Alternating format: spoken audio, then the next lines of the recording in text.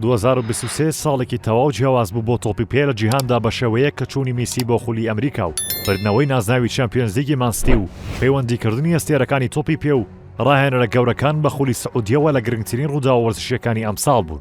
یەکێک لە ڕووداوە گرنگەکان چوونی لیۆنێل میسی بۆ خولی ئەمریکا. ئەستێرە ئەرجەنتینیەکە کە لە لوتکەی ئاسیدا بوو پاش بردنەوەی مۆندیال، بەڵام بەهۆی خراپی پەیوەندی لەگەڵ پاریس سان ژێرمان بڕیاری ڕۆیشتنی لەیانە فەڕەنسیەکەدا و پەیوەندی بە ئەنتەر میامیەوە کرد و دووپاتی کردنەوە تەنیا بۆ چێژیاری دەکات و دەیەوێت دوور بێت لە جەنجاڵی تۆپی پێی ئەوروپا. جگەلەوەش بەدەستهێنانی هەشتەمین باڵۆن دۆر و دووەم خەڵاتی زەبێز لەلایەن ئەستێرە ئەرجەنتینیەکەوە دوو ڕووداوی گەوری هەمان ساڵ بوون. کریستیانۆ ڕۆناڵدۆ یەکێکی ترە لە ڕووداوە گەورەکانی ساڵی 2023 بە شێوەیەک کە توانی 54 گۆڵ تۆمار بکات لە 59 یاریدا، لە کاتێکدا تەمەنی نزیک بۆتەوە لە 39 ساڵ و ئەو کێبڕکێی لە هالاند و ممباپێ و هاری کەین بردەوە. یەکێکی تر لە ڕووداوە گرنگەکانی ساڵ بردنەوەی نازناوی چەمپیۆنز لیگ بوو لەلایەن مانستیەوە بۆ یەکەمین جار لە مێژوودا. ئەو یانەیە زیاتر لە 10 ساڵ لایەن ئیماڕاتیەکانەوە پلانی بۆ دەدەڕێژێت بە ئامانجی بردنەوەی ئەو نازناوە. دوجار لە وەرزی 2022 بۆ 2023 بەڕاهێنەرایەتی پیپ گواردیۆلا ئەو نازناوە گەورەیان بەدەستهێنا. لە ئێوروپا لیگیش سیڤیا پاش بردنەوەی لە ڕۆما بووە پاڵەوان. ئەم بردنەوەیەش خەونی بوون بە پاڵەوانی ڕۆمای مۆرینۆی لە گۆڕنا و یانەکەی ئیسپانیا ژمارەی پێوانەی زۆرترین بردنەوەی پاڵەنەتیەکەی بەرز کردەوە بۆ 7 جار.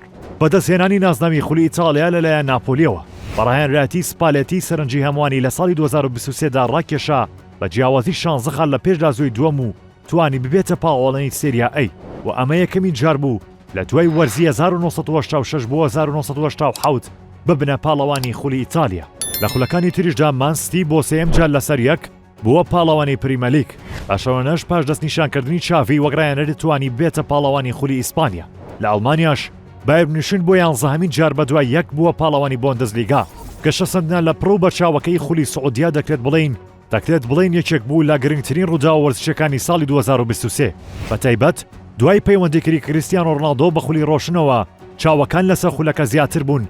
بە شێوەیەک چەندین یاریزان چوونە ناو ئەو خولەوە کە گرنگترینیان چوونی کەریم بێنزیما و کانتی و نەیمار و میترۆڤیچ و یاسین بۆنە و سادیۆ مانی و برۆزۆڤیچ و ڕیاز مەحرەز بوون.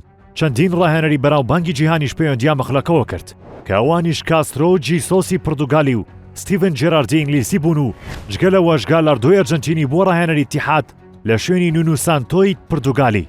ڕۆشنی هاری کەین بۆ بایر منیشن و جێشتنی تۆتنهام یەکێک بوو لە ڕووداوە پڕ باسەکانی ساڵەکە. هاری کەین کە ماوەی 10 ساڵ لە یاری بۆ تۆتنهام کرد و زۆرێک لە ژمارە پەیوەندەکانی شکاند، بەڵام نازناوی لەگەڵدا بەدەست نەهێنا. لە ساڵی 2023 بێبەش نەبوو لە ڕووداوی سەیر و سەمەرە و شۆکێنەر لە نەوی یاریگادا.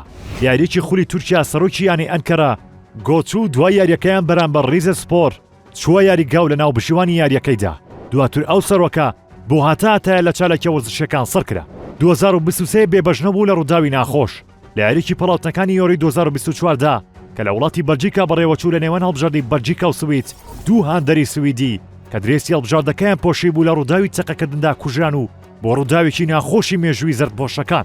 ڕووداوێکی سەیری تری 2023 ماچکردنەکەی هێرمۆسۆی کچە یاریزانی هەڵبژاردی ئیسپانیا بوو لەلایەن ڕۆبیالێسی سەرۆکی یەکێتی تۆپی ئیسپانیاوە کە ئەوەش کاتدانەوەی گەوری بەدوای خۆی داهێنا و بۆ هۆکاری سەرکردنی ڕۆبیالێس لە چالێکی وەرزشیەکان بۆ ماوەی 3 ساڵ.